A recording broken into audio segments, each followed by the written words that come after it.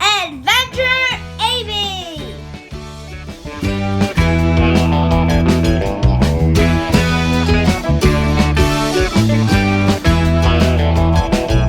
I pack my bags when I get to go on an adventure. I fuel my ship and take lots of food on an adventure. I'm looking up to the sky, I'll hug my friend. Especially on the stairwell, it's probably a little bit steeper than what you're used to. Also, any children aboard must be accompanied by an adult at all time, and there's no running or jumping on the boat or standing on it. Also on the lower deck, inside the galley, if you haven't found it yet, there's our snack bar. There's chips, candy, beer, wines. Restrooms are also on the lower deck at the foot of the stairs. If you need any products in there or have any problems, just let one of the crew know.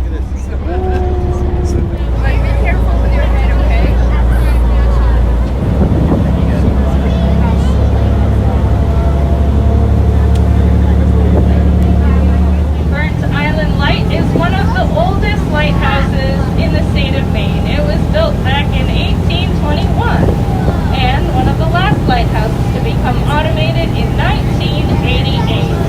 Nearby, she decided that was close enough to my Cape Island. Tuckle's Lighthouse originated as just a foghorn in the late 1800s until the early 1900s when they put out the light.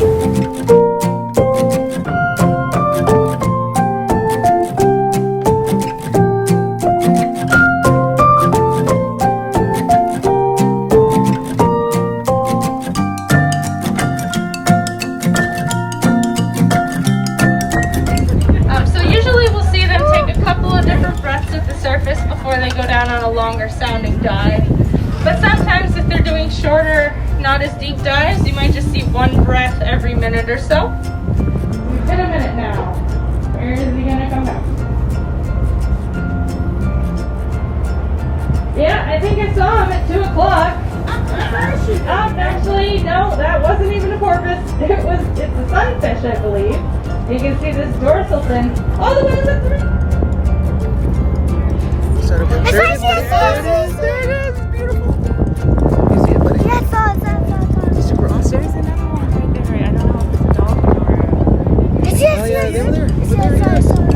So we are approaching that sunfish as well. That's a sunfish. As well as having the whale here to the right. The sunfish is at 1 o'clock.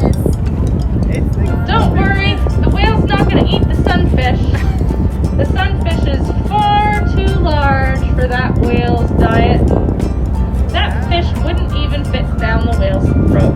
Lighter cream color in the water. See that, buddy? Look at it, buddy. See it?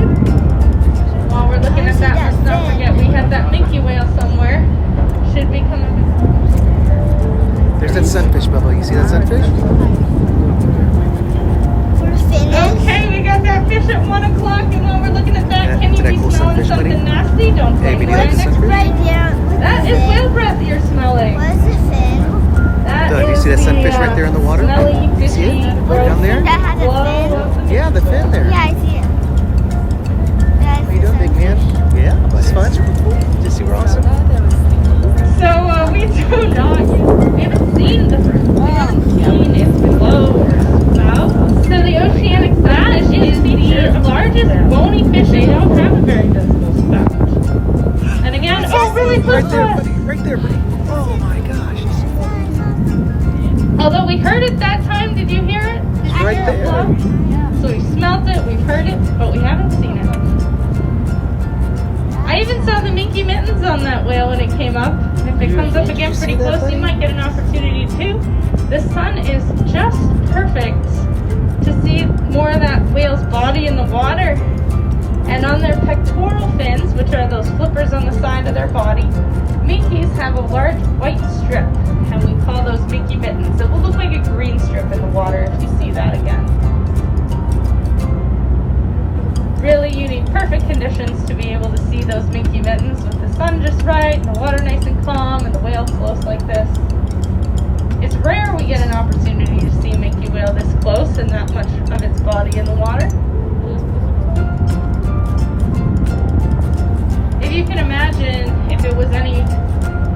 off out here, or there were white caps. This is a perfect calm day on the water. How difficult it would be to see that minke whale, wouldn't you think? It would get lost in and amongst the waves. Without having that visible spout to be able to keep up with it and find it, it disappears very quickly. So we really only get the opportunity to watch a minke whale when it's meant to come out. 1 o'clock. We're coming right towards the bow. You folks are going to get to see that whale's fins. Can you see him down there? Probably will pop up on the left side. The sounding dive is the last dive we see. Oh, that's the last time we see them before they go down on their dive. Probably going down to eat some herring or sand lance. They eat lots of small fish, as well as krill or copepods underneath, and only one coming up to the surface at a time. So you're seeing just one at a time. You might be thinking you're just seeing one whale, when in fact there might be more below. Now the clue that is occurring is if there's a very inconsistent times on their dives, if they're coming up in a lot of different places, bouncing around, there doesn't seem consistency with where they're going and the directions they're going in, that might be an indication that they are not instead of a blow. Sometimes if the timing's not right like that, you'll see a little bit more of a spout or a blow. And then they inhale. Now their blowhole is a sphincter muscle, which means when it is relaxed, it is closed by default, and they need to consciously contract it to open it up.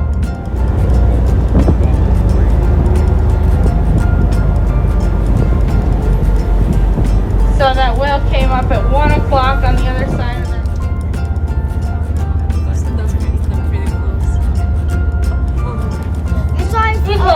coming towards us. 1 o'clock, there's the smell.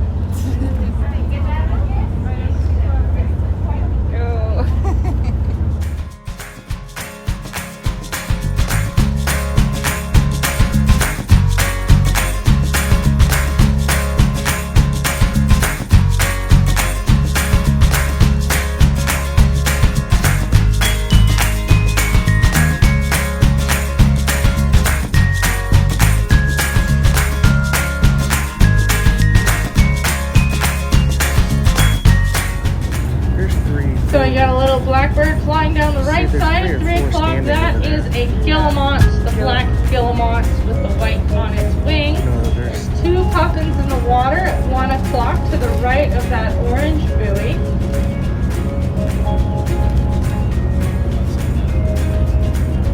You can see their little white bellies and their brightly colored beaks over here. Pretty good photo opportunity there of those puffins right now. O'clock now.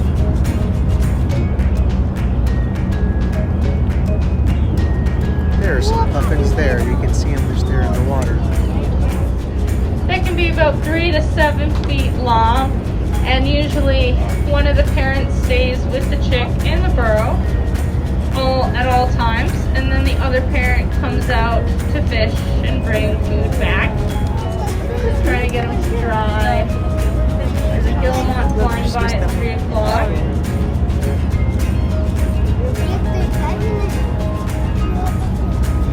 Puffins' beaks are designed in such a way that they have these little barbs on the underside of their beak so that they can trap fish between their tongue and the bottom of their beak and hold them there and continue to catch more fish. So the average amount of fish that a puffin carries in its beak at one time is 10. But the highest number of fish that's ever been counted in a puffin's beak at one time is 62 fish. I don't know how they managed to count that, but they did. It's usually pretty small fish like sand lance or herring. There's a blackback gull flying out at 2 o'clock, hovering right over, just landed on the rocks. That would be a predator.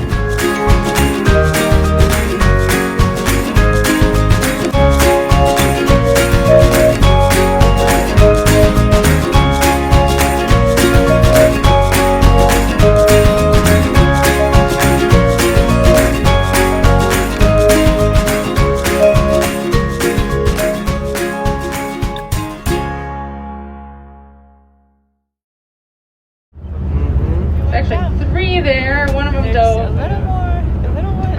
Puffins can stay under for about a minute diving. What I was saying is how they're superior to their southern neighbors of the penguins is that penguins are pretty good swimmers. So are puffins. Only puffins can also fly. Penguins cannot.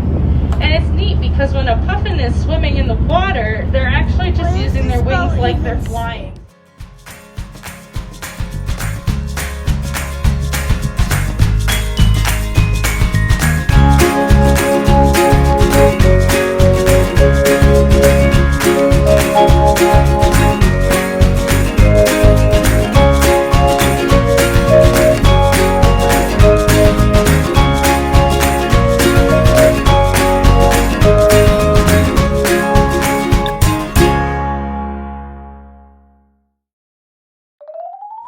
Adventurer Aby.